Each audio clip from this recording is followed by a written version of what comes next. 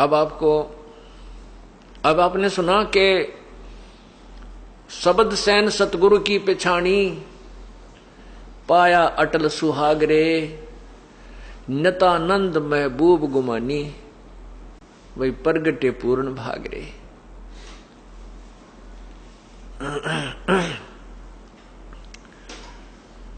शब्द San, San माने संकेत, इशारा। सतगुरु का हमने संकेत समझा। सतगुरु जी क्या बताते हैं कि मानुष जन्म दुर्लभ है, भाई मिले न बारंबार।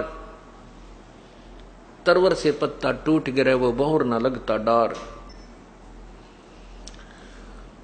और परमात्मा पाने के लिए सभी बुराइयों को त्यागना पड़ता है। ये संकेत, ये जो ज्ञान आपको दिया जाता है, ये सतगुरु का ज्ञान समझकर जो प्राणी अपना जीवन बदल लेता है, अपना रास्ता बदल लेता है, बुराई त्याग देता है, भगवान का भजन करता है, वो सफल होता है। शब्द सैन सतगुरु की पहचानी, पाया अटल सुहाग रे। ओए होए, अटल सुहाग। अब आत्मा का पति परमात्मा है। वो परमात्मा कौन है? जैसा कि आपको परसों बताया था, कल के सत्संग में बताया था कि एक ब्रह्म है जो ज्योति निरंजन है, जिसको क्षर पुरुष भी कहते हैं। ये ब्रह्म जो है 21 ब्रह्मांड का मालिक है, स्वामी है। और इसके ब्रह्मा विष्णु महेश ज्योति निरंजन ब्रह्म के पुत्र हैं, और दुर्गा इनकी माता है, शेरा वाली। ब्रह्म से ऊपर एक परब्रह्म शक्ति है जो एक सातसंग ब्रह्मांड का मालिक है, स्वामी है। और परब्रह्म से ऊपर एक परम अक्षर ब्रह्म यानी पूर्ण परमात्मा सतपुरुष है, जो असंख्य ब्रह्मांडों का मालिक है, परमात्मा है। वो परमात्मा यानी सतपुरुष ही हम सभी आत्माओं का पति है, स्वामी है, मालिक है। जिसमें ये ब्रह्म भी आ गया, परब्रह्म भी, और ब्रह्मा विष्णु महेश वाली आत्माएं भी उसी परम पिता के, वो ही हम सब आत्माओं का पति है, स्वामी है। अब हम यहां आ गए हैं, यहां हम पति पत्नी बन गए हैं। अब यहां तो पति की मृत्यु होती है, पत्नी जो है विधवा हो जाती है, वह सुहागन नहीं रहती। परमात्मा कहते हैं इस आत्मा की शादी, आत्मा का विवाह परमात्मा से करवाया जाएगा, और सही भक्ति करके आप उस परम पिता के अपने मूल पति के पास चले जाओगे, फिर कभी विधवा नहीं होगे, कभी आपका सुहाग नहीं उजड़ेगा, सदा सुहागन हो जाओगी। तो आपको अटल सुहाग मिल जाएगा, सदा के लिए सुहागन बन जाओगी, अर्थात आपकी मृत्यु कभी नहीं होगी, और वो अमर पति मिल जाएगा जिसकी मृत्यु कभी नहीं होती। शब्द सैन सतगुरु की पहचानी, पाया अटल सुहागरे, नतानंद महबूब गुमानी। ओए भाई प्रगटे पूर्ण भागरे। अब उस दिन को सराह रहा है, उस दिन की प्रशंसा कर रहे हैं नित्यानंद जी। जिस दिन वो संत के वचन सुनने को मिले, घर के पास में किसी और भगत के सत्संग हो रहा था। कहते मेरे कोई पूर्वले पर कोई अच्छे भाग थे मेरे, जो ऐसे संत मुझे मिले। नित्यानंद महबूब गुमानी। अब देखो पुण्यात्माओं, जिनको परमात्मा पाना है, जिन्होंने, उनकी हर क्रिया में एक न्यारी कसक होती है। अब गुरुदेव को महबूब कह रहे हैं, महबूब गुमानी, गुमानी दास। महबूब का अर्थ क्या होता है? सबसे प्रिय व्यक्ति। सबसे प्रिय व्यक्ति को महबूब कहते हैं, सबसे प्रिय वस्तु को, यानी सबसे प्रिय। महबूब शब्द प्रयोग किया गुरुदेव के लिए, तो कहते हैं नित्यानंद महबूब गुमानी। भाई प्रगटे पूर्ण भागरे। मेरे कोई अच्छे भाग थे, पूर्ण भाग थे, जो संत के दर्शन हुए और ये ज्ञान मुझे प्राप्त हुआ।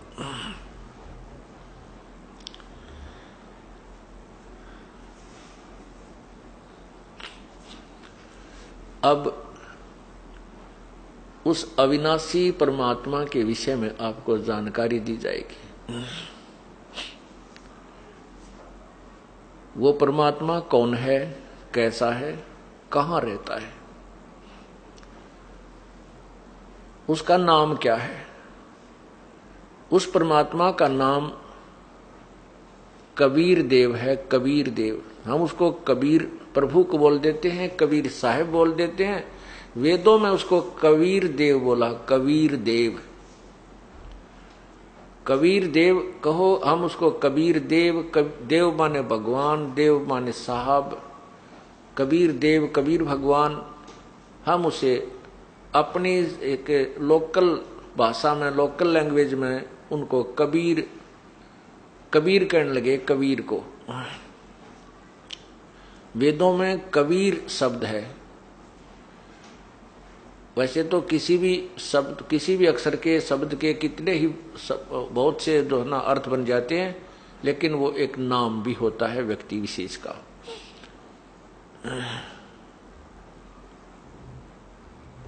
तो वो कबीर देव पूर्ण परमात्मा है। उसी वह परमात्मा सतलोक में रहता है, और सतलोक से ऊपर 3 लोक और हैं, अलखलोक, अगमलोक, अनामी लोक, अकय लोक जिसे कहते हैं। अनामी कहो चाहे अकय कहो। वो परमात्मा ऊपर के सभी 4 लोकों पर कंट्रोल करता है, और नीचे के सभी ब्रह्मांडों पर भी उसी का आधिपत्य है। यहां का अलग से जो शासक हैं वो ब्रह्म और परब्रह्म हैं।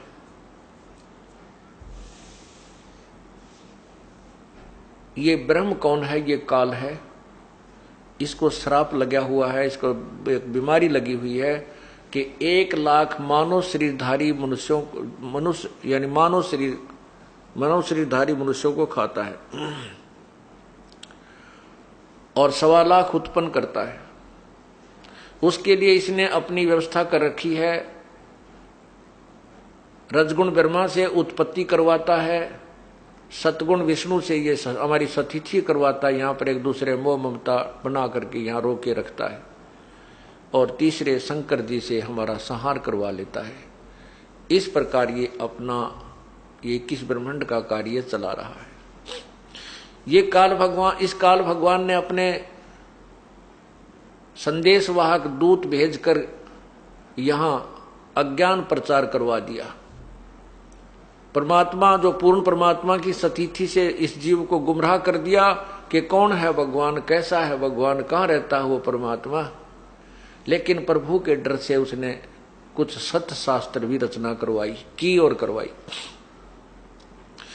अब जैसे गीता और वेद सत्य शास्त्र हैं, शास्त्र तो सही लिख दिए और लिखवा दिए काल ने, लेकिन उसका ज्ञान अपने दूतों के द्वारा उसके विरुद्ध प्रचार करवा दिया। इन भोली जनता को, भोले प्राणियों को, इन अज्ञानी संतों ऋषियों ने निराधार व्याख्याओं पर आधारित कर दिया। भगवान की सतिथि इसको गलत बता दिया, निराकार बता दिया। परमात्मा की भक्ति से कहते हैं प्रारब्ध का कर्म कटे नहीं, पाप नहीं कटते। इस प्रकार ये प्राणी नास्तिक होता चला गया, भक्ति से दूर होता चला जा रहा है और कष्ट पे कष्ट उठा रहा है। इस अज्ञान को हटाने के लिए, यथार्थ ज्ञान बताने के लिए वो परमात्मा स्वयं ही आता है। स्वयं ही वो एक संत का रोल करता है, भूमिका करता है। स्वयं एक भक्त की भूमिका करके दिखाता है कि भक्त कैसा होना चाहिए, उसमें कैसी सहनशीलता होनी चाहिए, उसके कैसी सिंपलिसिटी होनी चाहिए, और किस प्रकार उसका व्यवहार विचार उठना बैठना होना चाहिए। और तत्वदर्शी संत कैसा होता है, तत्वदर्शी संत के अंदर क्या गुण होते हैं, वो के ज्ञान बताता है। वो सब ज्ञान, वो तत्वदर्शी संत की भूमिका भी वो स्वयं ही करता है, और स्वयं ही वो स्वयं ही एक परमात्मा, एकम, वो अकेला भगवान है। वो परमात्मा इस काल के लोक में 4 युगों में आता है। सतयुग में सत्सुकृत नाम से प्रसिद्ध होता है, उसका उर्फ नाम वामदेव भी कहने लग जाते हैं उस समय के वर्तमान के ऋषिजन, क्योंकि जो ऋषि महर्षि सतयुग में ब्रह्मा जी से अधूरा ज्ञान ग्रहण करके प्रचार कर रहे होते हैं, और वेदों की आड़ लेते हैं। परमात्मा पूर्ण ब्रह्म आकर के उनको वेदों का ज्ञान भी स्वयं ही बताने की चेष्टा करता, लेकिन वो महर्षि, वो ऋषि अपनी प्रभुता की भूख में उस संत रूप में प्रकट परमात्मा की बात को नहीं मानते, ना जनता को मानने देते। उसके विपरीत वो सच्चा ज्ञान देता है। वो ज्ञान जो यथार्थ ज्ञान होता है, ऋषि महर्षियों के ज्ञान के विपरीत होता है, वो यथार्थ होता है। उल्टा ज्ञान तो होता है उन ऋषियों का, और वो उल्टा कहने लग जाते हैं भगवान को।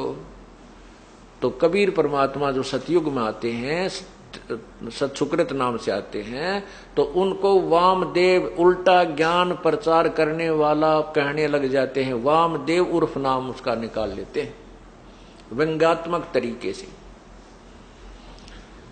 वही परमात्मा फिर त्रेता में आते हैं, उसमें मुनिंदर नाम रहता है। द्वापर में उनका नाम करुणा में रहता है, और कलयुग में उस परमात्मा की कबीर अपने यथार्थ नाम से प्रकट होता है। ये चारों युगों में प्रभु आते हैं।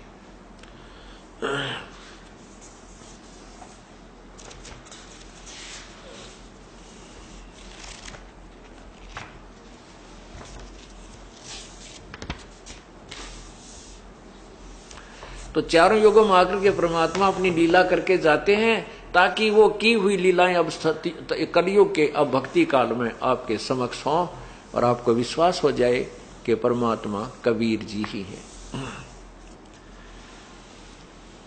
सतयुग में सत सुकृत अवतारा, त्रेता नाम मुनिंदर मेरा, द्वापर में करुणा में कहाया, कलयुग में कबीर कह टेरा। चारों युग में हम पुकारे, कूक कहा हम हेल रे, हीरे माणिक मोती बरसे ये जग चुगता ढेल रे। क्या बताते हैं कि चारों युगों में हम पुकारे, चारों युगों में आकर हमने ये आवाज लगाई है कि जो ज्ञान तुम ग्रहण कर रहे हो ये गलत है।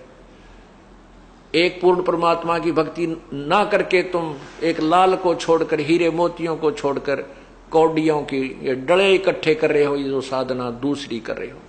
चारों युग में हम पुकारे, कूक कहा हम हेल रे, ये तत्व ज्ञान रूपी हीरे मोती बरसे यो जग चुगता ढेल रे। ढेल माने डले, डले ढो रहा है। गीता जी अध्याय नंबर 7 के मंत्र 14, 15, 21 से 23 और अध्याय नंबर 9 के श्लोक 21 से 23 और 25 में स्पष्ट किया है कि जो एक परमात्मा की भक्ति छोड़कर अन्य देवताओं की साधना वो भक्ति करते हैं, वो मूर्ख लोग हैं। और यही प्रमाण परमात्मा दे रहे हैं कबीर जी कि हम चारों युगों में आते हैं। कूक कूक कहा हम हेल रे, हमने आवाज लगा लगा कर जनता को समझाया और सच्चे ज्ञान रूपी हीरे मोती बरस रहे हैं, और सच्ची भक्ति ना करके ये लोग डले ढो रहे हैं, अन्य साधना अन्य देवताओं की पूजा कर रहे हैं। फिर क्या बताते हैं, सतयुग में मनु समझाया,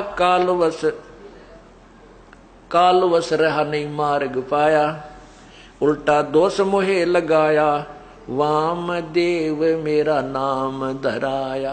परमात्मा आकर अपनी महिमा बताते हैं कि उल्टा दोष मेरे पर लगा दिया और मेरा वाम देव नाम रख दिया। सतयुग में मनु समझाया, मनु जी को परमात्मा आकर मिले, उसने सोचा ये मनु जी बहुत प्रसिद्ध हैं और यदि ये मान जाएंगे तो सारे समाज को, भगत को, मनुष्यों को ये समझा देंगे, लेकिन ये मान बड़ा इस जीव को परमात्मा के निकट नहीं आने देती। अब मनु जी की महिमा हो रही थी, सब ऋषि जन उनका आदर करते थे। अब मनु जी भगवान की वाणी को नहीं माना, उल्टा उन्हीं को दोष दिया। सतयुग में मनु समझाया, काल वस रहा नहीं मार्ग पाया, उल्टा दोष मोहे पर लगाया, वाम देव मेरा नाम धराया। सत सुकृत कम कहते थे, वामदेव ज्यादा कहने लगे। त्रेता में त्रेता में नर नील चिताया, लंका में चंद्र विजय समझाया। सीख मंदोदरी रानी मानी, समझा नहीं रावण अभिमानी। विभीषण कीनी सेव हमारी, ताते हुआ लंका छत्रधारी। कहते हैं कि मंदोदरी ने तो हमारी बात को माना, लेकिन रावण अभिमानी नहीं माना। विभीषण ने हमारी पूजा की, हमारी सेवा की, तो उसको लंका का राज हमने ही दिलवाया। आर गए जब त्रिभुवन राया, समुद्र पर सेतु मैं ही बनवाया।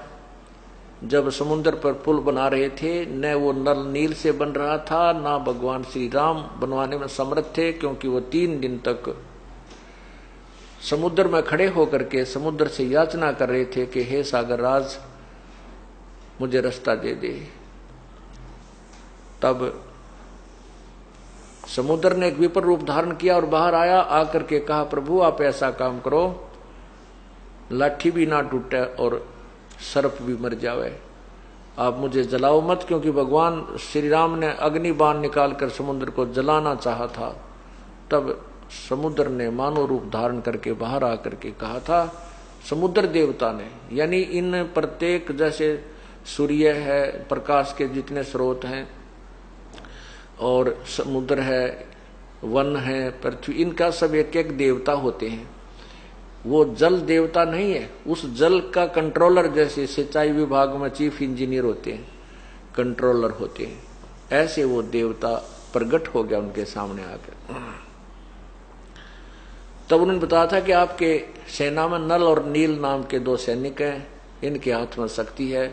वो शक्ति नल नील को कैसे प्राप्त हुई थी, डिटेल में तो आगे बताऊंगा, केवल एक संकेत आपको देता हूं। पहले ये भूमिका बना रहे हैं इस सत्संग की। तो नल नील भी नहीं कर सके। परमात्मा कबीर मुनिंदर नाम से त्रेता युग में आए हुए थे, नल नील उनकी शरण में आए थे। तब उनको परमात्मा ने एक शक्ति दी थी कि उनके हाथ से कोई वस्तु पानी में नहीं डूबेगी। तो नल नील भी उस दिन अभिमानी बन गए थे, तो भी तभी परमात्मा ने स्वयं जाकर के एक अक्षेत्र के पहाड़ के पत्थरों को हल्का कर दिया था अपनी शक्ति से। उस पहाड़ के पत्थरों को उठा करके समुद्र पर पुल बनवाया गया था। आर गए थे जब त्रिभुवन राया, समुद्र पर सेतु मैं ही बनवाया। 3 दिवस राम अर्ज लगाई, समुद्र पर गटे युक्ति बताई। नल नील की शक्ति बताई ही, नल नील में मस्ती छाई। उन्हें कीन्या याद गुरुदेव, ताते हम शक्ति छिन लेव। नल नील को लगी अंघाई, ताते पत्थर तेरे निभाई। मैं कीने हल्के वो पत्थर भारी, सेतु बंधा रघुवर सेना तारी। मैं कीने हल्के वह पत्थर भारी, वो भारी पत्थरों को मैंने हल्का किया था। तब सेतु बांध रघुवर सेना तारी। तब उन हल्के हुए पत्थरों से समुद्र के ऊपर पुल बनाकर रघुवर यानी भगवान श्री राम ने सेना को पार किया। लीने चरण राम जब मोरे, लक्ष्मण ने 2 कर जोड़े। जब वो पत्थर हल्के हो गए और तैरने लगे, परमात्मा पूर्ण ब्रह्म जी कहते हैं कबीर जी कि जब मुनिंद्र रूप में मैं संत रूप में आया था, ऋषि रूप में, तब श्री राम ने मेरे चरण लिए और लक्ष्मण ने 2 हाथ जोड़कर मेरे से मेरी प्रशंसा की, बधाई दी, धन्यवाद किया। लीने चरण राम जब मोरे, लक्ष्मण ने 2 कर जोड़े। दोनों बोले एक विचार, ऋषिवर तुम्हारी शक्ति अपार। दोनों भाई राम और लक्ष्मण ने कहा कि हे ऋषिवर तेरी शक्ति अपार है। दोनों बोले एक विचार, ऋषिवर तुम्हारी शक्ति अपार। हनुमान नतमस्तक होया, अंगद सुग्रीव ने मान्या लोहा। कहते हनुमान जी भी नतमस्तक होए जब ऐसी लीला देखी, और अंगद जैसे महाबली जिन्होंने रावण के दरबार में अपना पैर रख दिया था कि अगर तू तेरे कोई योद्धा है तो मेरे पैर न हटा दे। कहते हैं रावण की सारी सेना लगी थी तो भी उसका पैर नहीं हटा था, डग से डगमग नहीं हुआ था, टच से मस नहीं हुआ। ऐसे महाबलियों ने, सुग्रीव जैसे विद्वान ने भी कहते हैं मेरा लोहा मान्या, अर्थात मेरी महिमा से प्रभावित हुए, मेरी शक्ति से प्रभावित हुए। परमात्मा स्वयं बता रहे हैं कबीर जी, हनुमान नतमस्तक होया, अंगद सुग्रीव ने मान्या लोहा, सेतु बंद का भेद न जाने भाई, सोके देने राम बड़ाई। सेतु बंद का मर्म न जाने भाई, यानी इसकी वास्तविकता परिचित नहीं है, और केवल कहते हैं श्री राम ने पुल बना दिया। श्री राम जी ने तो पुल नहीं बनाया, क्योंकि उन्होंने तो समुद्र से याचना की, समुद्र ने आके नरनील का नाम लिया, नल नील ने कोशिश की, क्योंकि उस दिन उन्हें अभिमान हो गया, उनके हाथ से वो पत्थर नहीं तरे। फिर स्वयं परमात्मा को याद किया, प्रकट हुए और उनका पत्थर हल्के किए गए, तो वो पुल बनाया। रामचंद्र कह कोई शक्ति नारी, जिन ये रची सृष्टि सारी। रामचंद्र जी तो खुद कहते हैं वो परमात्मा कोई और है जिसने सब ब्रह्मांडों को रचा है। अज्ञानी कह रामचंद्र रचने हारा, जिन दशरथ घर लीन अवतारा। ऐसी भूल पड़ी धर्मदासा, यथार्थ ज्ञान न किसी ही पासा। ऐसी भूल पड़ी धर्मदासा, कबीर परमेश्वर ने धर्मदास नाम के अपने एक भक्त को ये सब बताई। ऐसी भूल पड़ी धर्मदासा, यथार्थ ज्ञान ना किसी ही पासा। सच्चा ज्ञान तो किसी के पास नहीं है। उआ बाई बके ब्रह्म ज्ञानी, तत्व ज्ञान की सार न जानी। ये उआ बाई बकते हैं, ये ब्रह्म ज्ञानी कहलाते हैं, जिनको तुम ब्रह्म ज्ञानी कहते हो। जैसे आपने कल सुना था एक महर्षि का सत्यार प्रकाश के विचार पढ़े होंगे, और इनको हम ब्रह्म ज्ञानी कहते थे। उआ बाई बके ब्रह्म ज्ञानी, तत्व ज्ञान की सार न जानी। द्वापर पांडव यज्ञ पूर्ण कीनी, होगी थी सबकी हीनी। 88 बैठे ऋषि जन, सब ही खाए लिया था भोजन। 33 कोट देवता सारे, शंख नहीं बजा रहे सब हारे। 12 करोड़ ब्राह्मण आए, बैठे सभी मुंह लटकाए।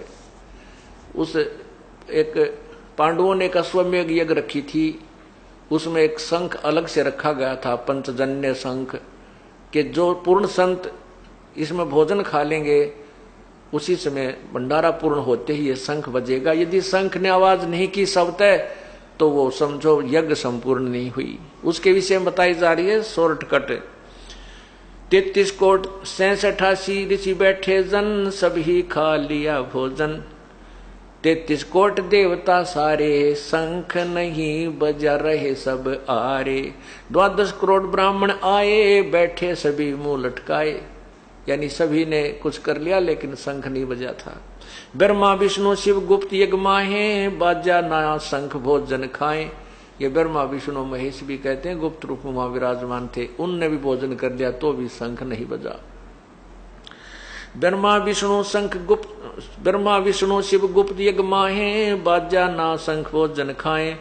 56 करोड़ यादव आरे, देख रहे तमाशा सारे। 56 करोड़ यादव वहां पर आए हुए थे और सभी ये तमाशा देख रहे थे। कृष्ण चंद्र पर लगी आशा भारी, नहीं बजा सके शंख बाल बिहारी।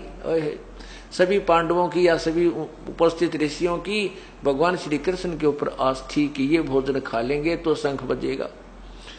कृष्ण चंद्र पर लगी आशा भारी, नहीं बजा सके शंख बाल बिहारी। वो भी शंख नहीं बजा सके। एक वाल्मीकि साधक मारा, उन समझा ज्ञान तत्व सारा। परमात्मा कहते हैं द्वापर युग में एक वाल्मीकि घर में जन्म था, जिसका सुदर्शन नामक एक भक्त था। उसने, वह मेरा सेवक था, यानी मेरे तत्व ज्ञान से परिचित था। उसके भोजन खाने से, अर्थात उसकी भोजन खाने से वो शंख बजा।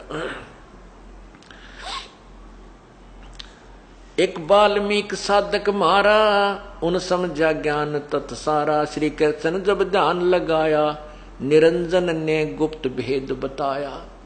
अब श्री कृष्ण जी, क्योंकि वहां का जो मुख्य यज्ञ करता था पांडवों के गुरुजी थे। अब उनके किसी से भी जब शंख नहीं बजा तो श्री कृष्ण जी भी, ये भगवान विष्णु ब्रह्मा शिव जी भी जब दुखी होते हैं, इनसे कार्य पूरा नहीं होता है, तो ये किसी परम शक्ति की तरफ अपना ध्यान लगाते हैं और शक्ति की ओर। तो इनका जो कंट्रोलर है ज्योति निरंजन, ये ब्रह्म है, उसने गुप्त रूप से प्रेरणा की कि तुम्हारा काम मैं बताता हूं कहां से बनेगा। एक ऐसे वाल्मीकि नाम का एक साधक है, उसको तुम लाओ बुलाकर, तो तुम्हारा काम बनेगा। श्री कृष्ण जब ध्यान लगाया, निरंजन ने गुप्त भेद बताया, कृष्ण चंद्र पांडव समझाया, एक सुदर्शन भगत बताया, वह यज्ञ में आवे भाई, तब ये शंख बजा आवाज कराही, वाल्मीकि है साधक पूरा, पूर्ण प्रभु के चरण हजूरा। श्री कृष्ण जी पांडवों को समझा रहे हैं कि एक वाल्मीकि कुल में एक साधक है और वो पूर्ण है। पांचों पांडव चले सुदर्शन पासा, मैं कीन्या एक अजब तमाशा। परमात्मा कबीर जी धर्मदास को बता रहे हैं कि जो पांचों पांडव और कृष्ण जी मेरी तरफ सुदर्शन की झोपड़ी की तरफ चलने लगे, मेरे सेवक की तरफ, तो मैंने एक और तमाशा किया। पांचों पांडव चले सुदर्शन पासा, मैं कीन्या एक अजब तमाशा, भेज दिया सुदर्शन के ठोरा, सुदर्शन रूप धर बन बैठा बोला। परमात्मा कहते मैंने अपनी गुप्त प्रेरणा से सुदर्शन जी को तो कहीं और भेज दिया, और उसके स्थान पर मैं खुद बोला बड़ा वैसा ही बनकर बैठ गया। 6 जनों मोए अष्टांग लगाई, तब मैं वाके संग यज्ञ में आई, मोए देख मन में सब हंसी आई, ये शूद्र कैसे शंख बजाई। जब उनके साथ यज्ञ में आया तो वहां मैं ऋषि बैठे थे, और मेरी वेशभूषा को देख करके एक वाल्मीकि यानी एक शूद्र की वेशभूषा मुझे देखकर सब न हंसी आई, और न सोचने लगे, ये कहने लगे कि ये कैसे शंख बजाएगा, ये काहे का ऋषि ढूंढ के लाए हैं।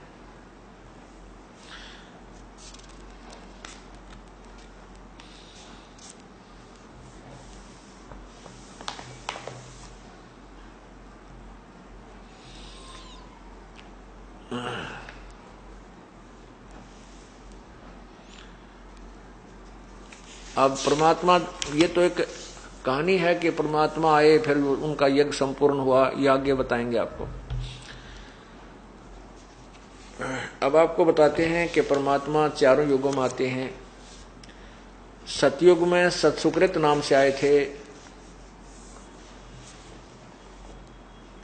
वो आपको बता दिया कि उस समय बहुत ही कम भक्तों ने नाम उपदेश लिया, लेकिन परमात्मा ने अपना ज्ञान का प्रचार पूरा किया और अपनी सतिथि वहां पर पूरी दृढ़ बनाई। उसके बाद त्रेता युग में जब मुनिंदर रूप में परमात्मा आए, ये नल और नील ये दोनों आपस में मौसी के बेटे थे, अर्थात इनकी माता सगी बहन थी। इनका माता पिता कि दोनों के ही शरीर त्याग गए थे छोटी ही उम्र में, और ये मानसिक और रोग से दोनों पीड़ित थे। इनके ऊपर 3 ताप का कष्ट था। इन्होंने अपने कष्ट निवारण के लिए तत्कालीन सभी ऋषियों महर्षियों के पास अपना उपचार, अपना भक्ति मार्ग से, भक्ति विधि से, आध्यात्मिक तरीके से उपचार करवाया। वेदों से भी औषधियां खाई, कोई भी काम नहीं आई।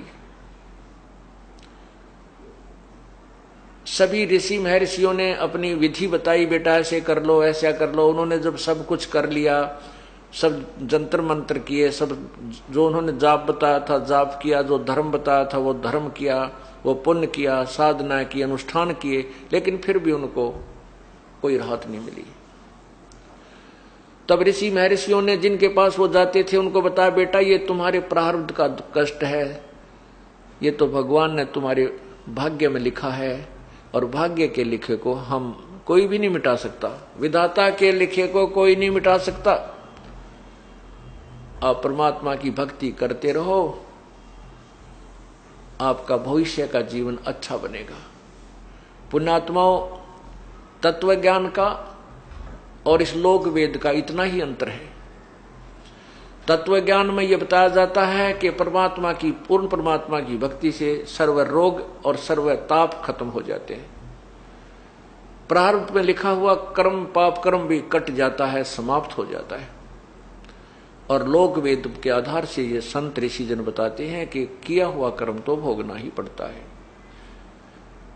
ये तब तक भोगना पड़ता है जब तक उसको कोई कष्ट निवारक संत ना मिले, तत्वदर्शी संत नहीं मिलता।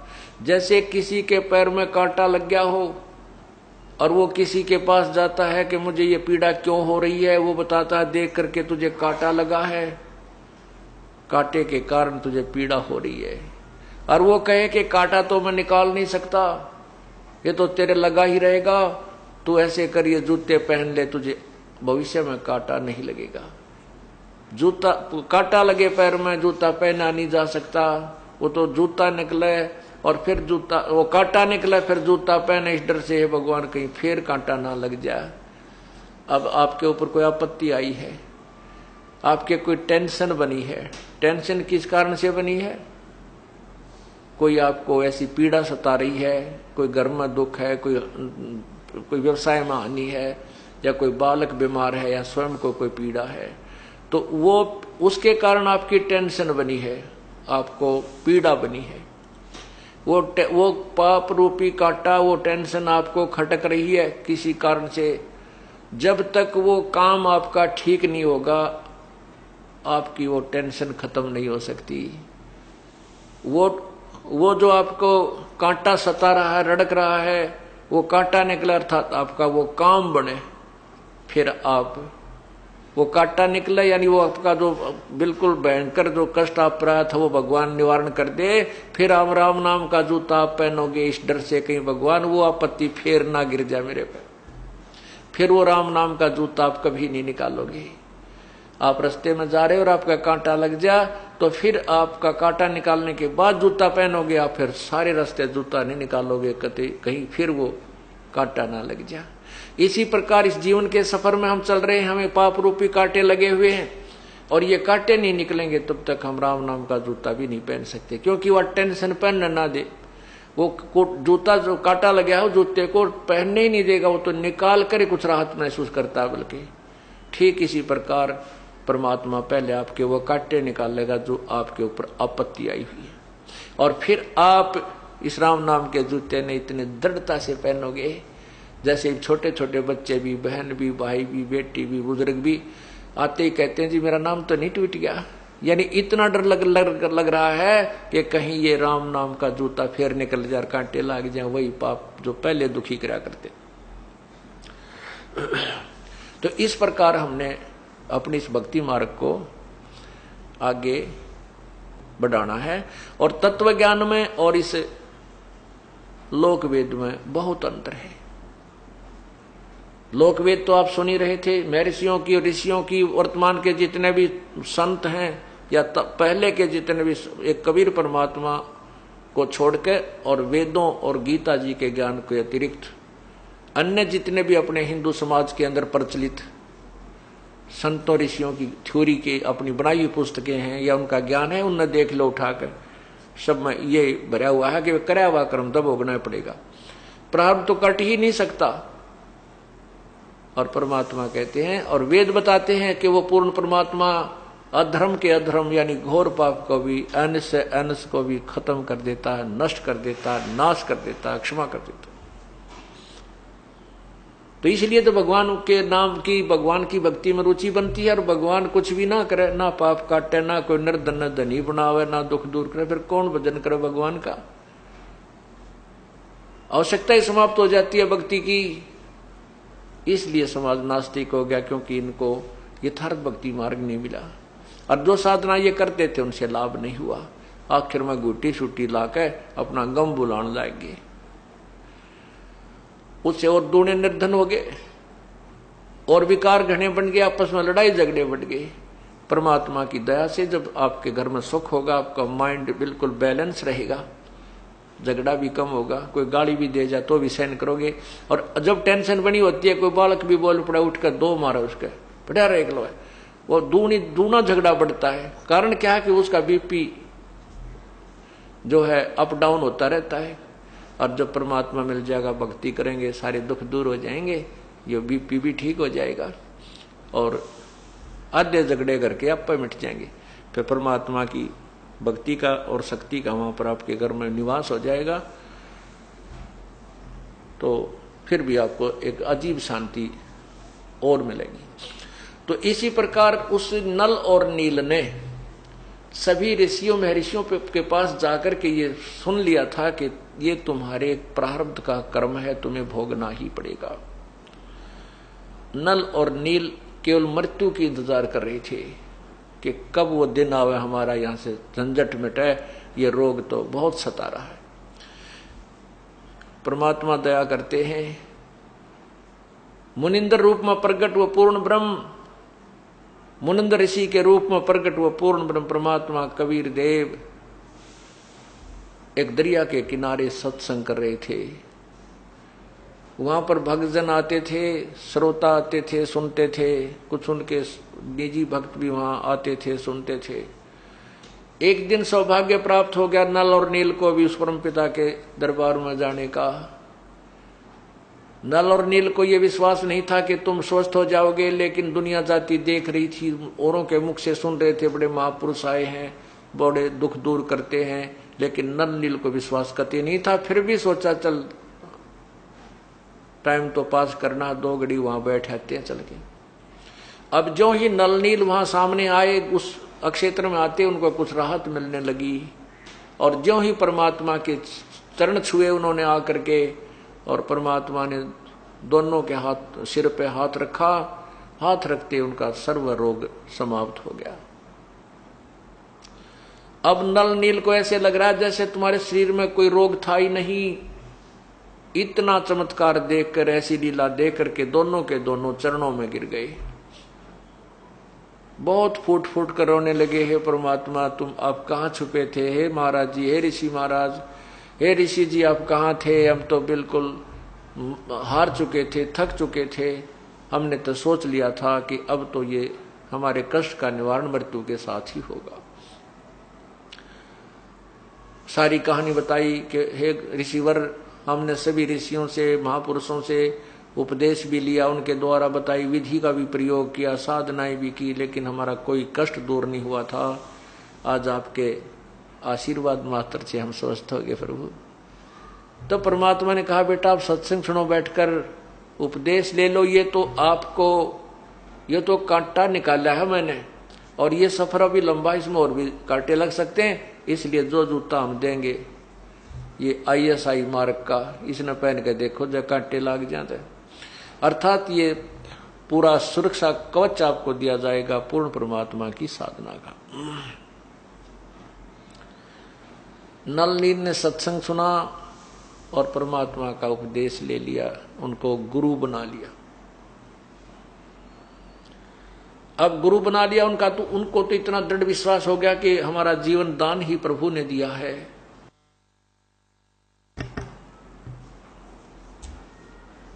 और सत्संग के अंदर वचन सुना करते थे। क्या वचन सुनाते हैं संत जन? कि भाई जैसे कपड़ा मैला हो जाता है, उस कपड़े के मैल को साफ करने के लिए कई विधि अपनाता है धोबी। कुछ तो मैल ऐसे होते हैं, कुछ तो मैल ऐसा होता है जो केवल पानी में धोन मात्र से समाप्त हो जाता है। कुछ ऐसा मैल होता है उसको साबुन ही लगा करके नष्ट किया जा सकता है। कुछ ऐसे दाग होते हैं जो ड्राई क्लीन से होते हैं। ठीक इसी प्रकार हमारी आत्मा जो अंतःकरण रूपी कपड़ा बहुत युगों से मैला हो चुका है, इस मैल को यानी पाप कर्मों को नष्ट करने की विधि कई प्रकार की अपनानी पड़ेंगी।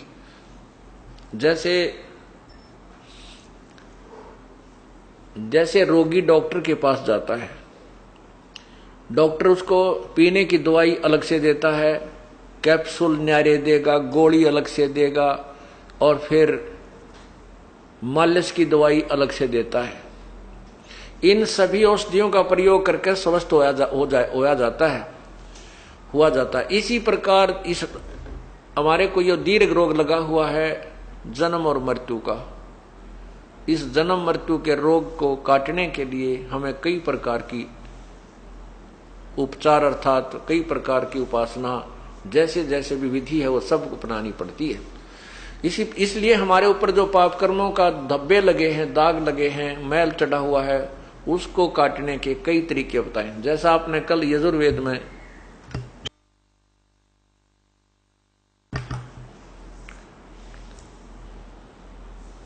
पढ़ा के दान देने वाले के पाप को परमात्मा नष्ट कर देता है। फिर भक्ति कर्म चाहे देवता करो, देव माने चाहे ऋषि करो चाहे भक्त करो, सभी के पापों को वो पूर्ण परमात्मा नष्ट करता। इसी प्रकार जैसे कुछ तो पाप ऐसे हमारे सेवा से कटेंगे, यहाँ सत्संग में आने से हम जितनी कुछ सेवा करेंगे, कोई जिसकी भी जैसी इच्छा है, जैसी भी उसका शरीर काम कर सकता है, नियत यार मैं सेवा करूं।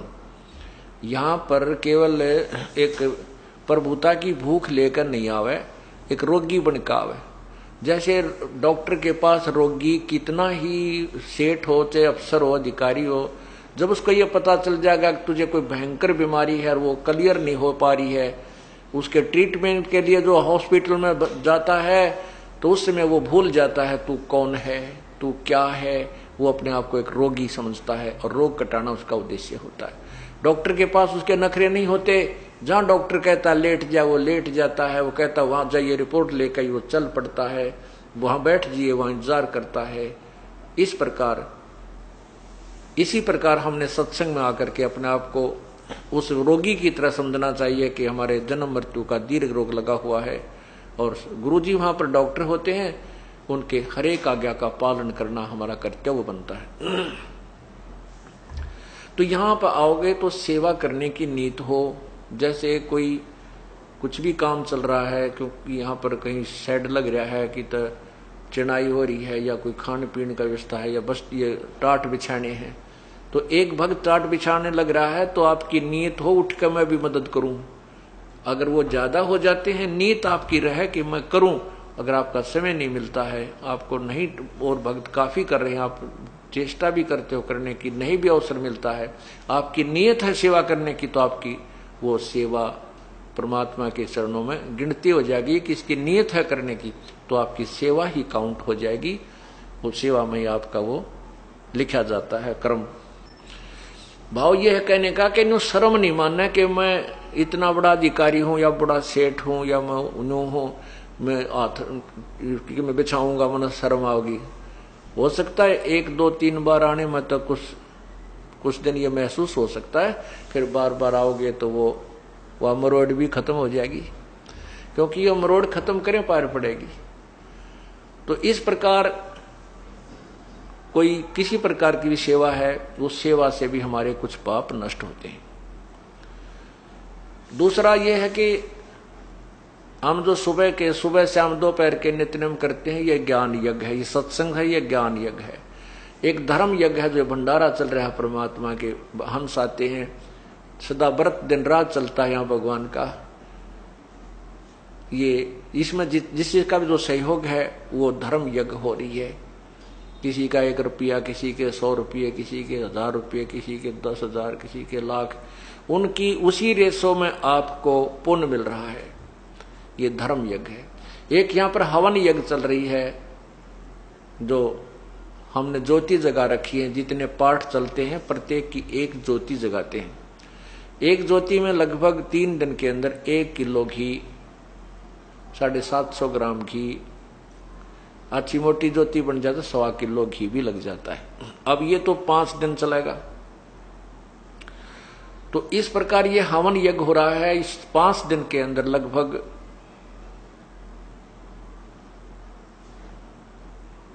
जो है सैकड़ों किलो घी यहां पर हवन होगा, वो आप ही को क्रेडिट मिलेगा उसका। तो ये कुछ यज्ञ, ये 5 यज्ञ करनी होती है। एक यज्ञ धर्म की, दूसरी यज्ञ ध्यान, तीसरी यज्ञ हवन की, चौथी यज्ञ प्रणाम और 5वीं यज्ञ या ज्ञान की। आप आते हो, दंडोत प्रणाम करते हो, ये भी एक यज्ञ है, ये भी एक आपका अनुष्ठान हो रहा है। और एक ध्यान यज्ञ, आप 2-3 दिन, 1 हफ्ता पहले अपने काम को आगे पीछे करने की जो है ना चिंता करते हो कि सत्संग में जाना है, सत्संग में जाना, ये ध्यान आपका वहां से शुरू होगा, ध्यान यज्ञ। और फिर यहां आकर के भगवान की आपको रह रह के याद आती है, वचन सुनते हो, आपकी आत्मा के अंदर वो चोट लगती है, वो जहां पर मैल होता है वो हट जाता है, आत्मा परमात्मा की तरफ ध्यान जाता है। ये भी एक यज्ञ आपकी पैरेलल होती है। ये ज्ञान यज्ञ जो आपको सुनाया जा रहा है, ये ज्ञान है, और ये अखंड पाठ भगवान की अमृतवाणी का चल रहा है, ये भी ज्ञान यज्ञ में ही होता है। तो इस प्रकार ये सभी और फिर जो ज्यादा धब्बे हैं आपके ऊपर लगे हुए, वो मंत्र रूपी ड्राई क्लीन से आपके साफ किए जाएंगे। जब ही सतनाम हृदय धरो, भयो पाप को नासे, मानो चिनगारी अग्नि की, पड़े पुराने घासे।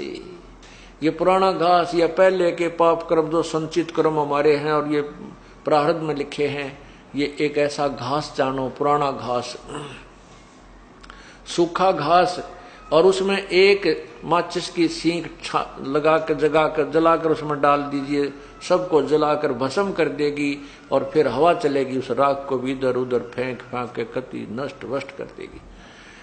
इसी प्रकार ये सत्य नाम, सच्चा नाम जो है, इस नाम के भजन से, जाप से, पूरे गुरुते लेकर के आपके सभी पापों को नष्ट कर दिया जाएगा। तो कुछ पाप ये ऐसे हैं जो इस सत्यनाम से और सारनाम से कटेंगे। और ये तीनों ताप क्या होते हैं? कोई देव रुष्ट हो जा, कोई किसी पर जंतर मंत्र कर दे, गाल गलवा दे, टूना टोटका करवा देता है, और कोई किसी को शराप दे देता है, कोई देवता रूस गया, हमारी भैंस ने दूध ना दिया, हमारा खेड़ेड़ा बाबा रूस गया। तो ये परमात्मा का नाम लेने के बाद सब ठीक हो जाते हैं, कोई रुष्ट नहीं होता, न ही कोई किसी का टूना टोटका हमारे नाम लिए प्राणी के ऊपर नहीं हो सकता, ये गारंटीड बात है। नहीं उस पर किसी के श्राप का असर होगा। यदि देखो हम गलती करेंगे नहीं, यदि हम गलती करेंगे तो फिर तो कोई भी गलती हमारे ऊपर अटैक कर सकता है। गलती का अर्थ है कि हम कोई नियम ना तोड़े, फिर हमारे ऊपर कोई किसी का भी कोई प्रभाव नहीं हो सकता। तो इस प्रकार हमारी जो ये क्रिया है सत्संग में आकर हमें करनी चाहिए। तो नल और नील को यह बात समझ में आ गई। उनके बात ये समझ में आ गई कि भाई धन हमारे द्वारा नहीं जो दान कर दिया, हम अपने शरीर से सेवा करेंगे। सुमन गुरु जी ने देहाइयों भी खूब करेंगे और अपने शरीर से सेवा करेंगे, हम इसी से सारा लाभ ले लेंगे। इस उद्देश्य से उन्होंने सत्संग में आने वाले बूढ़े बुजुर्ग जो बीमार, क्योंकि परमात्मा आया करें जब ये दुख दूर करते हैं, उनके सतूर के दरबार में भी पता नहीं कितने दुखी जाया करते थे, और सब को वहां सत्संग में बैठाया जाता था। देखो पुण्यात्माओं, कुछ तो आप में से ऐसे भी भक्त हैं, ऐसी बहन बेटी भाई हैं जिनके आते ही दुख दूर हो गए, आशीर्वाद से भी ठीक हो गए, नाम लेते उससे दिन भी ठीक हो गए।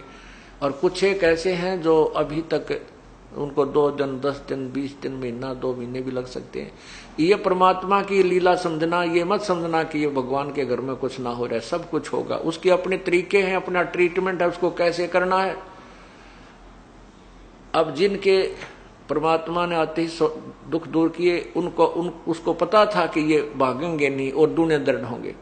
कुछ ऐसे हैं जो बहन भाई भगत हंगा करके लाओ, चल हमारे गुरु जी दौरा, जाते ठीक हो जाओगे, जाते ठीक हो जाओगे, ज्ञान उनको समझाते नहीं, तो वो आ जाते हैं अपने दुख निवारण करने के लिए। प्रभु को पता होता है कि जब ये ठीक हो गए तो ये बोर्ड करनी होंगे, तो झाड़े लवानिए हैं, तो उनको नहीं करेंगे ठीक।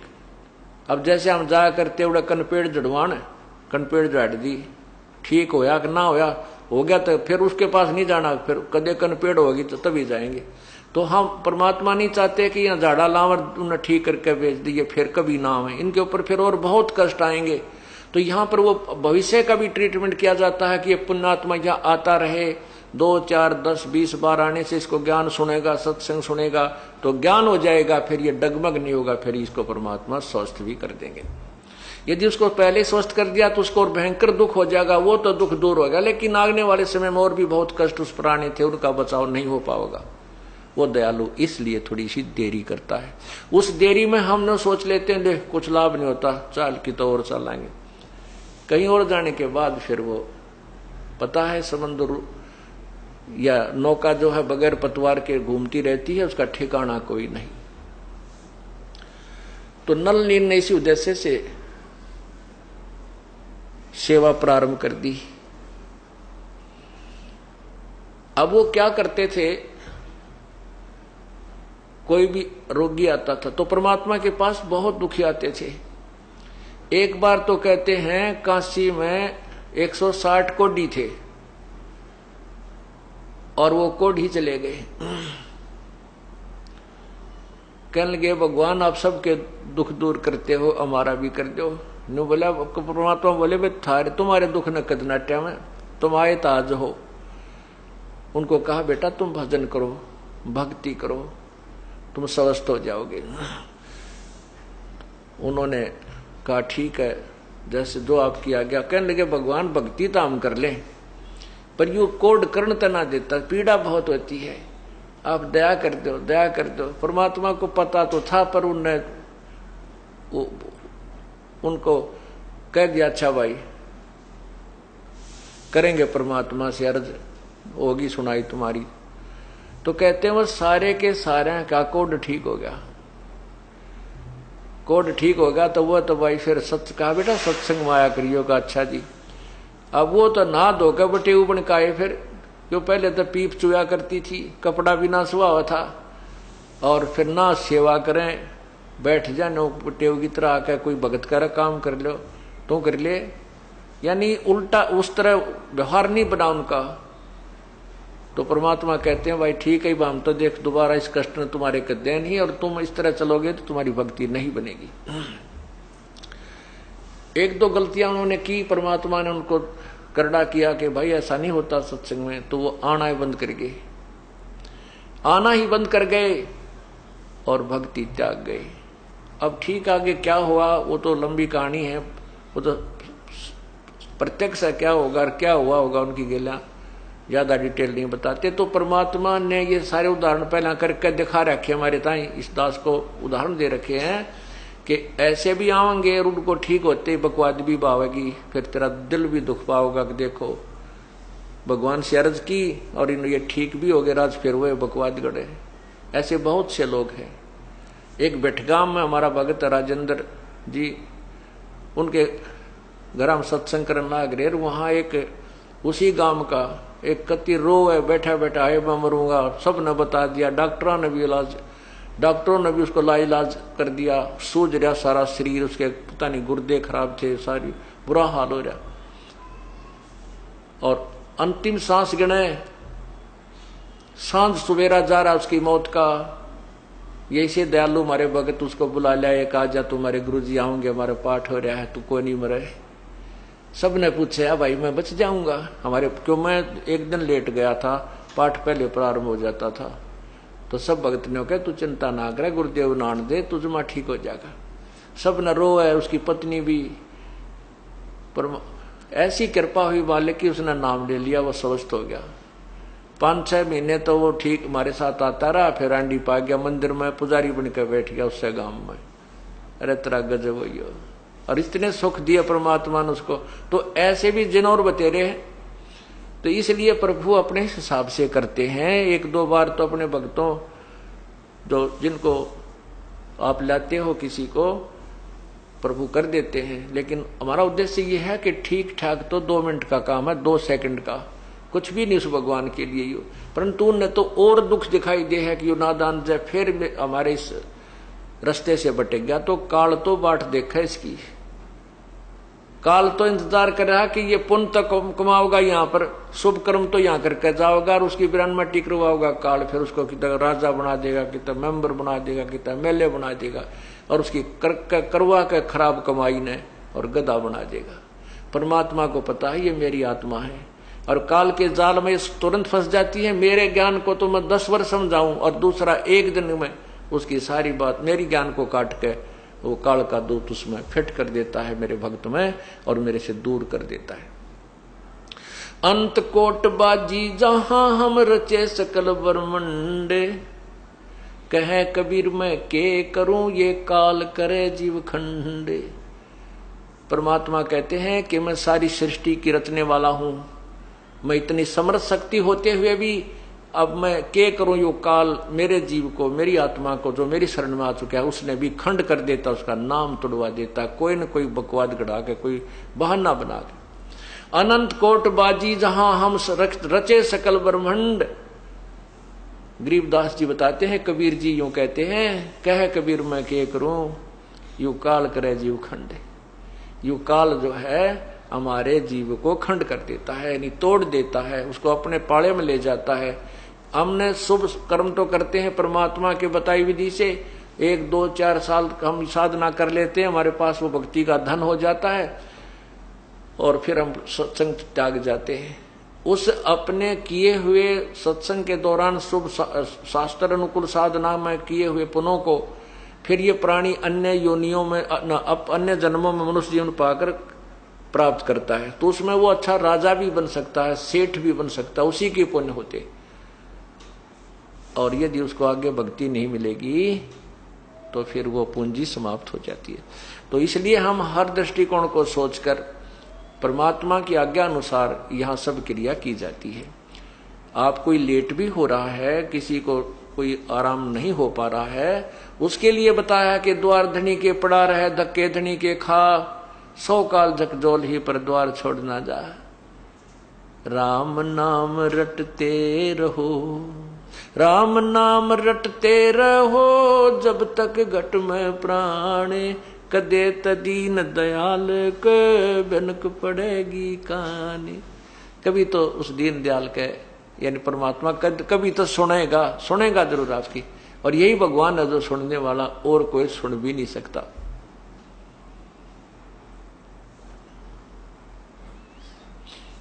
होगी